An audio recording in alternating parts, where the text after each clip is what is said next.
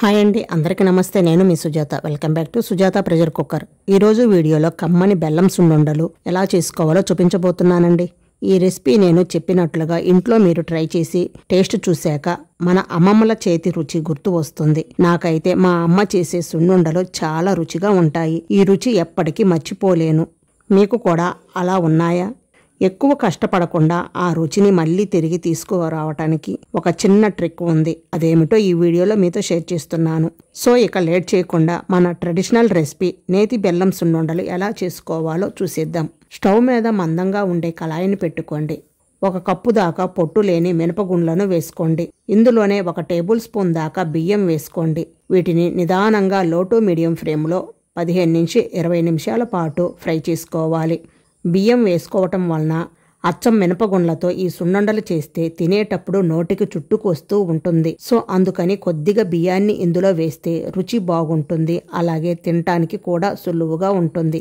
ఇలా వేసిన పప్పును బాగా ఫ్రై చేసుకోవాలి. 15 నుంచి 20 నిమిషాల పాటు ఫ్రై చేసుకోవాలి. గింజ లోపలి వరకు వేగాలి. అప్పుడే మనకి మినప సున్నుండల రుచి బాగుంటుంది. 15 నిమిషాల తర్వాత మాడిపోకుండా దూరగా నిదానంగా కలుపుతూ వేయించుకుంటే మినపగుండ్లు ఇలా చక్కగా వేగిపోతాయండి. ఇలా వేగిన పప్పును ప్లేట్లోకి తీసుకోండి.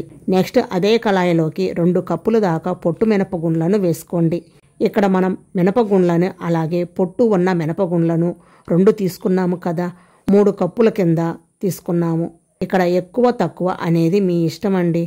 మీరు కావాలంటే పొట్టు మినపప్పు గుండ్లని ఇంకో 1/2 కప్పు తగ్గించుకొని 1/2 కప్పు దాకా మినపగుండ్లు వేసుకోవచ్చు. ఇలా ఎందుకు తీసుకోవాలంటే పాతకాలంలో మినపగుండ్లని వాటిని నిదానంగా వేయించి తిరగల్లో వేసి వాటిపైన పొట్టుని చెరిగి తీసేసి ఆ మినపగుండ్లతో మినప సున్నుండలు ఇలా చేసినా కూడా ఆ టేస్ట్ వస్తుంది. బట్ మనం ఇప్పుడు అంత ప్రాసెస్ ఎక్కడ చేయలేము కాబట్టి సో పొట్టు మినపప్పు తీసుకోవటం వలన హెల్త్ బెనిఫిట్స్ కూడా మనకి యూజ్ అవుతాయి.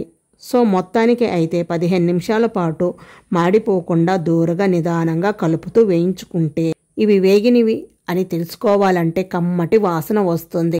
ఇలా పొట్టుపప్పు అలాగే మినపగుండ్లు 2 కలిపి వేసుకొని వేపుకోవచ్చు, లేదా వేడివిడిగానైనా వేపుకోవచ్చు. నేనైతే ఇలా సపరేట్గా వేపుతున్నానండి. ఇలా వేగిన తర్వాత స్టవ్ ఆఫ్ చేసి ఒక ప్లేట్లోకి వేసేసుకోండి. అదే కళాయిలో ఉంచితే వేడికి మాడిపోతాయి. అందుకని ఒక ప్లేట్లోకి వేసుకొని ఇలా పరుచుకొని ఈ పప్పులన్నీ త్వరగా చల్లారిపోతాయి. ఇలా రెండింటినీ కలిపి పూర్తిగా చల్లారిన తర్వాత మిక్సీ జార్లో కొంచెం వేసుకొని వీలైనంత మెత్తగా గ్రైండ్ చేసుకోవాలండి. అదే మీరు ఎక్కువ క్వాంటిటీలో గనుక చేసినట్లయితే మిల్లుకు తీసుకువెళ్ళి మిల్లు పట్టించుకోవచ్చు. ఇలా మెత్తగా గ్రైండ్ చేసుకున్న మినపగుండ్లని ఇప్పుడు ఇందులోకి ఏ కప్పుతో అయితే పప్పు తీసుకున్నామో అదే కప్పుతో 3 కప్పుల దాకా తురుముకున్న బెల్లం అయితే పడుతుంది. కొంచెం తీపి ఎక్కువ ఇష్టపడే వాళ్ళు ఇంకా 1/4 కప్పు దాకా ఎక్స్ట్రా వేసుకోవచ్చు. నేను ఇక్కడ కొంచెం బెల్లం వేసుకొని గ్రైండ్ చేసుకుంటున్నానండి. ఇలా మెత్తగా గ్రైండ్ చేసుకున్న తర్వాత ఒక ప్లేట్లోకి వేసుకోండి. లేదు బెల్లం మొత్తం పిండిలో కలిపి ఈ విధంగా గ్రైండ్ చేసుకున్న దానిని ఒక ప్లేట్లోకి వేసుకోండి. ఇలాగే మిగిలిన పప్పు మొత్తం కూడా గ్రైండ్ చేసి తీసుకోవాలి.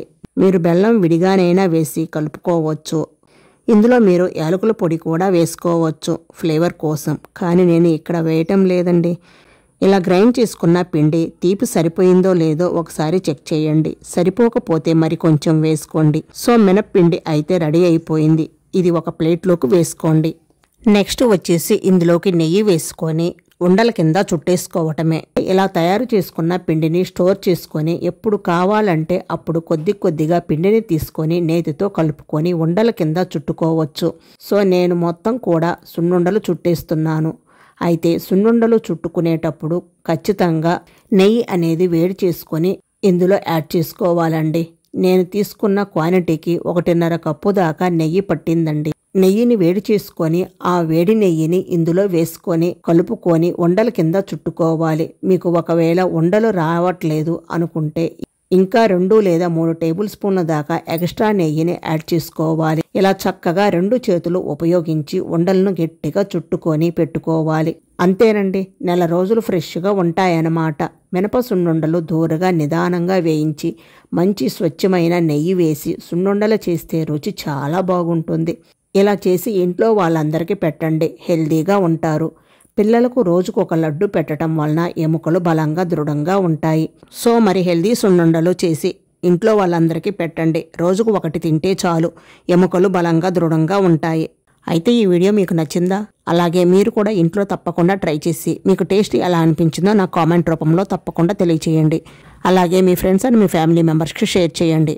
సో మరిన్ని సింపుల్ అండ్ టేస్టీ రెసిపీస్ కోసం సుజాత ప్రెషర్ కుక్కర్ యూట్యూబ్ ఛానల్ని తప్పకుండా సబ్స్క్రైబ్ చేసుకోండి. Thank you for watching.